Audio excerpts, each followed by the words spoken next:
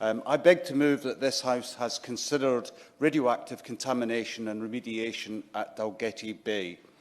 At the outset, I wish to pay tribute to the community of Dalgety Bay, the Action Group and the Sailing Club. Without their organised determination, perseverance and forbearance, I do not believe we would be approaching the conclusion of the remediation work. Indeed, one wonders if remediation work would have begun at all. I also want to praise the journalism of the Dunfermline Press and the Courier, who have played an exemplary role highlighting concerns surrounding Dalgety Bay and deserve credit for their investigative and supportive coverage of the issues as they have developed over many years.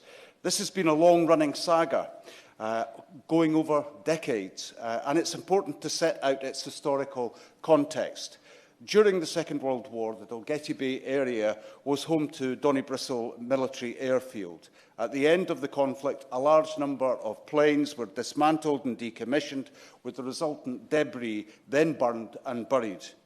What has proved problematic is that the radium used to coat instrument panels on these aircraft so that the pilots and other personnel could see the dials in the dark were coated with radium, and that proves extremely hazardous to health, with a half-life of 1,600 years.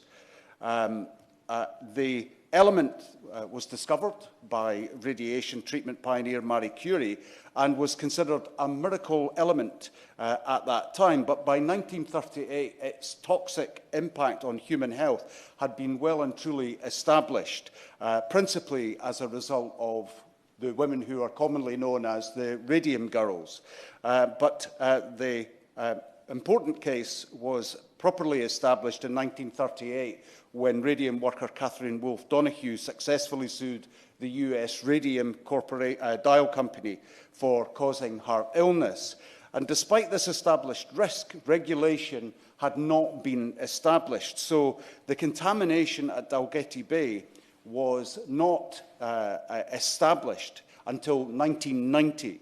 But part of the foreshore at Dalgety Bay itself has only been off limits to the public since 2011, when the health risks posed by the contamination became increasingly apparent. Aside from Dalgety Bay, there were a further 15 sites in total across the UK identified in 2011 that could be at risk of contamination from radioactive substances. Whilst the matter lay fallow for 2 decades, and this demands some consideration, that is not an issue for consideration today. But since the closure, demands for the Ministry of Defence to accept responsibility and begin remediation began in earnest. And on behalf of the community, I acknowledge and publicly thank my predecessors, Roger Mullen and Gordon Brown, for their efforts in keeping this issue at the forefront of the minds of ministers and civil servants. And I would also like to acknowledge the efforts of local campaigners and councillors Alice McGarry and David Barrett for their enduring work. Speaking in an adjournment debate back in December 2013, it was Gordon Brown MP who said that the responsible course is, and I quote, for the MOD to own up to the damage, to pick up the bill, to get rid of the waste and clean up the area, and to do so as soon as possible. Notwithstanding the progress that has been made towards remediation in recent years, it remains the case that almost 10 years on from that statement and that debate, the community of Dalgety Bay are still awaiting completion.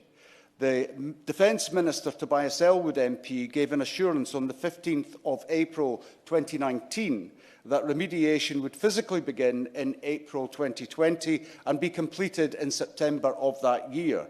The second phase would then commence in April 2021 and be completed in September of 2021. The Defence Minister, Jeremy Quinn MP, gave an assurance in Parliament written answer on the 18th of May that the target remains to complete all work by September 2022. but dates for the completion of the work have come and gone without the work having concluded, undermining both public trust and confidence in this process. The Defence Minister, Jeremy Quinn MP, confirmed in a letter to me on the 2nd of March 2022 that despite decontamination and remedial work having been undertaken since May 2021 by the MOD contractor Balfour Beatty, that the timescale had slipped, and it seems increasingly likely that work may extend into this year for the remediation to be effectively undertaken. Work finally got underway on the site following the granting of a licence by the Scottish Environment Protection Agency, commonly known as SEPA, which was granted on the 17th of May 2021. The MOD have confirmed to me that they have removed existing infrastructure and laid ground membrane and placed rock armour on top of that. The intent is also to replace the jetty and slipway. I sought assurances in October 2020 on how MPs should contact the MOD prime contractor for the remediation works in order to seek clarification and updates on the licence application and subsequent stages of the project. That helped to clarify that it was the responsibility of the MOD prime contractor to apply to SEPA for the licence to commence the remediation works and decontamination of the shoreline. The final contract award was made to the MOD prime contractor in February 2020. I also asked what residents of Dalgety Bay and the surrounding area can expect in terms of disruption to their lives and what visual remediation will take place on site.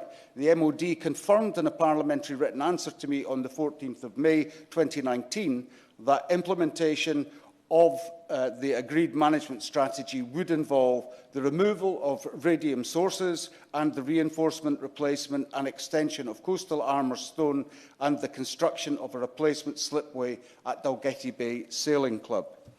Key milestones in the progression of this work have included the appointment of Balfour Beatty as the MOD prime contractor, the development of a construction plan by them in consultation with Fife Council in order to minimise disruption to the local community.